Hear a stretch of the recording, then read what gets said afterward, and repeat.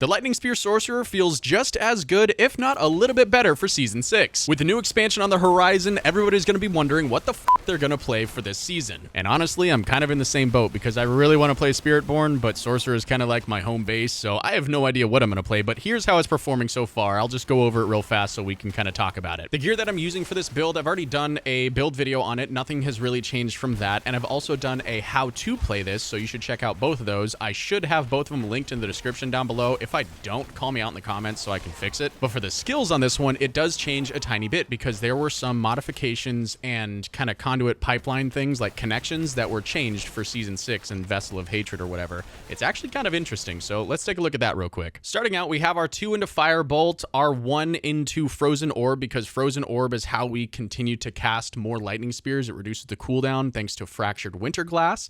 I have 3 points into Potent Warding. This is going to give us all resistance. On the next part of the tree, I have Teleport with Shimmering Teleport. Of course, this is for the damage reduction. I'm pretty sure is what it does anyway. You have your 3 into Glass Cannon. We have Ice Armor with the Shimmering Armor thing, which is going to reduce the cooldown of Ice Armor whenever we have it on, so you can Ice Armor more often. And then traditionally, I have 1 point into Flame Shield here. I don't because when I was using this for testing purposes, I had a Shaco on, so that's the only reason I have Flame Shield points currently, but normally I do put 1 into that, so I have it allocated somewhere else. I don't remember where I put it, but this is where things changed just a little bit on this part of the tree so far. We now have a new one called Energy Focus, where you generate a small barrier based on the percentage of life you have, and this barrier, to my knowledge, counts as a barrier for things like Conceited or Storm Swell when it comes to this build. This one's pretty interesting, but we use this to now get to Dampen Layer, which gives us an extra amount of damage reduction for any time we have a barrier, which is almost consistent now. It's almost all the time. I mean, it was kind of already all the time when you're playing a sorcerer if you did it the right way, but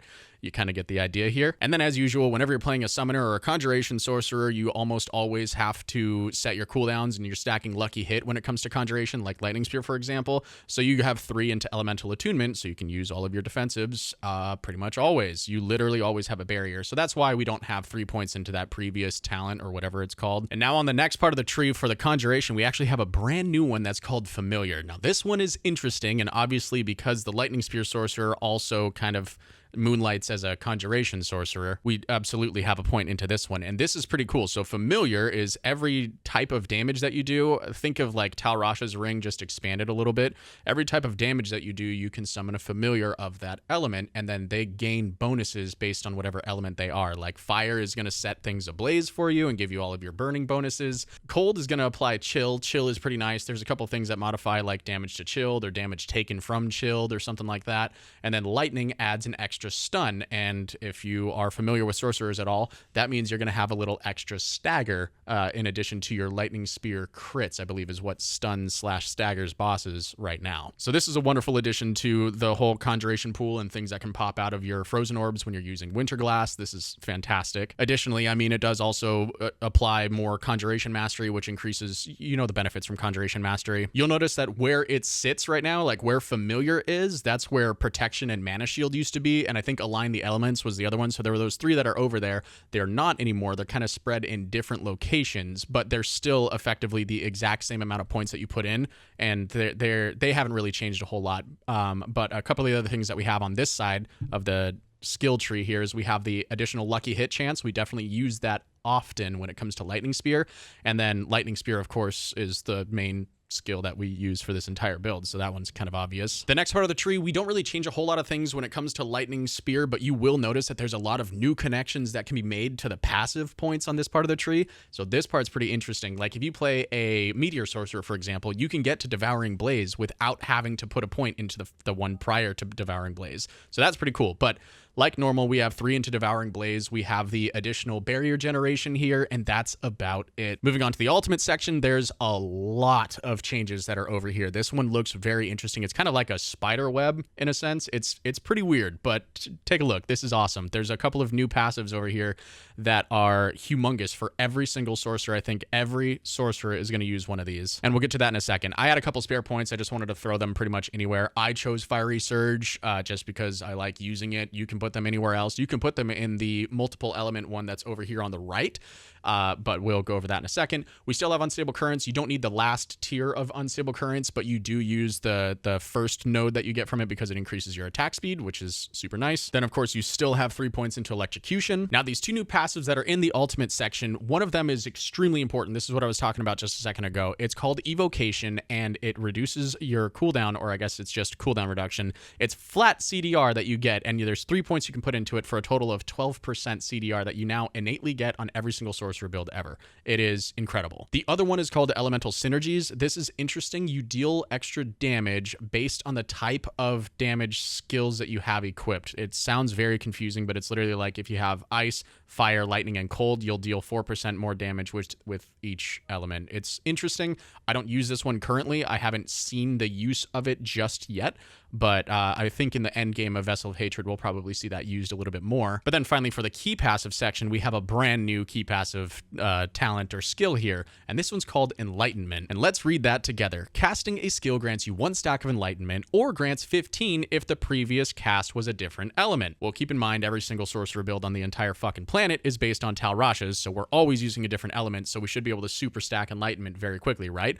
Well, here's the benefits that you get from it. The bonus damage that you get from fire, lightning, and cold are equal to them combined, and you additionally gain 25% damage, 45% mana regen, and 20% attack speed. You can pretty much keep this almost at all times, and once you fill up your meter, your enlightenment meter, it starts to trickle down, similar to how Helltide aggro meter works, but it starts to trickle down and then you just have to build it up again. But you build this up in a matter of 5 to 10 seconds. You almost have this up every single fight, during boss fights, during horde fights, and things like that. This is one of the greatest passives I think I've ever seen, and to be honest, I kind of expect this one to get nerfed or at least adjusted a little bit because it is pretty overpowered right now, but that's fine. So that's kind of a whole cap of the skills so far. As for your sorcerer enchantments, they're pretty standard still.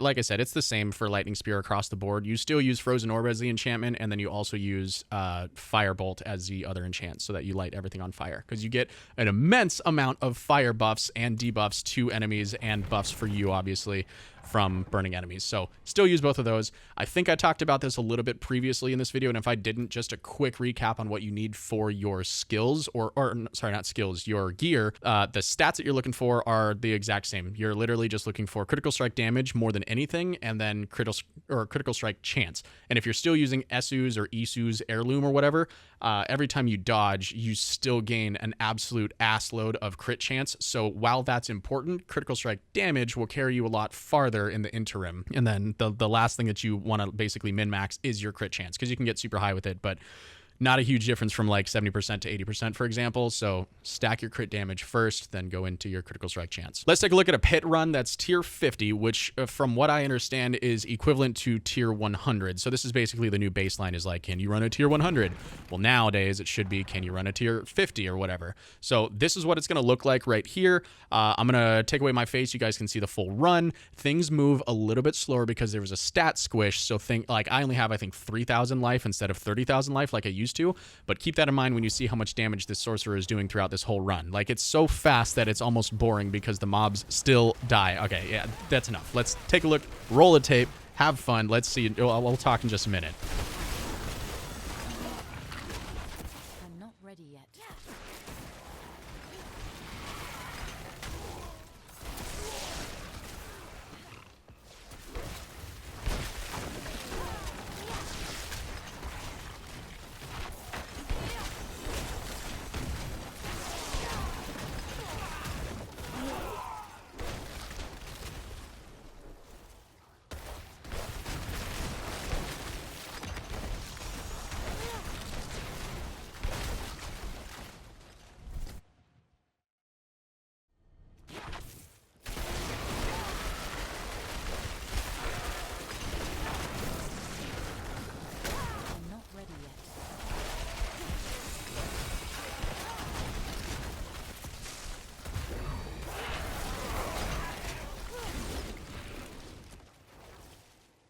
I need time to prepare.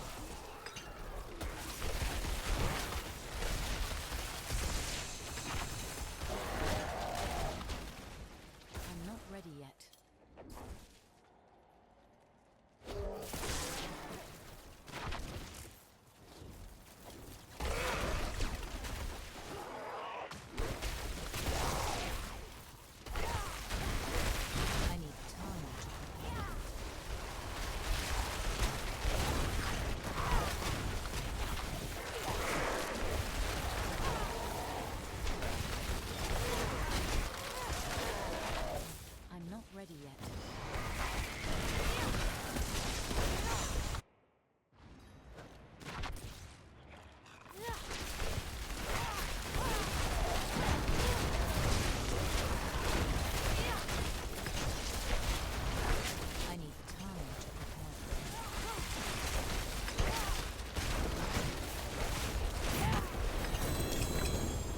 So that, I mean, you'll notice it kind of looks just about the same as before. That was a 2-minute, yeah, that was like a 2.5-minute pit run, which is still crazy for tier 100, or what you previously know as tier 100 is now tier 50. That was still a very efficient, very fast pit run. I didn't have too many issues at all. I don't even know if I died once in that one. That's great. But you'll notice that bosses are still a little slow. It seems like bosses feel a little faster, which is awesome. I think if there's any change to Lightning Spear, I think their boss kill speed is quicker. And to be fair, the gear that I'm using here, like I have a Shaco on, and that's the only impressive piece of gear. Everything else I'm using is like legacy shit, and I mean like it's bad. So when you have a legacy item from season 5 and it carries over to the season 6 or whatever, the stats are like 1/4 what they should be. So half the gear that this sorcerer is wearing is actually subpar for what it should be, and then there's a Shaco which kind of like barely brings it up. So if you look at a total scale, it's like right in the center. So it actually still performs extremely well even with not great gear. In fact, a little bit better. So I would expect Lightning Spear to still be one of the main metas that people go for in season 6 or in the expansion of Vessel of Hatred. It's a fun build. It's very easy to play as long as you understand the inner workings of it. And if you don't, again, I have a video on that in the description down below. But I'm super excited for it. I think it's going to be a fantastic build. I'm 100% going to play Lightning Spear again. That's the most fun sorcerer I've ever played. And just like in pretty much every single other video, that leads me to my next question, which is, what the fuck are you playing in Season 6 Vessel of Hatred in Diablo 4? You'll have to let me know in the comments down below. And if you feel like adding anything to the conversation, by all means do that. But if you want to be rude or anything like that, chop off your hands before they touch your keyboard. That's a pro tip. I recommend that to almost everybody. But yeah, on your way down there, do me a favor and like this video and subscribe if you haven't already, because they're both free and they really help out the channel here. Not to mention, I'm going to have so much more kick-ass content in the future. Just kidding. That's a subjective opinion. That's entirely up to you to decide. However, if you want to, feel free. It's free to support me, baby. Thank you so much for taking the time to watch this video. And if you're bored, YouTube is going to recommend this next one for you. Happy grinding, travelers, and we'll see you in Season 6.